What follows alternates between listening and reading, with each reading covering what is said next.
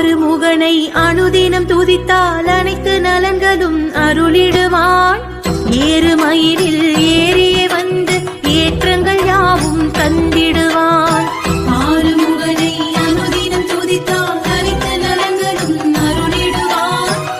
ஏறுமயிலில் ஏறிய வந்து ஏற்றங்கள் யாவும் தந்திடுவான். வள்ளி மணாளனை வந்தனை செய்தால் வருகின்ற துயரையும் தடுத்திடுவான்.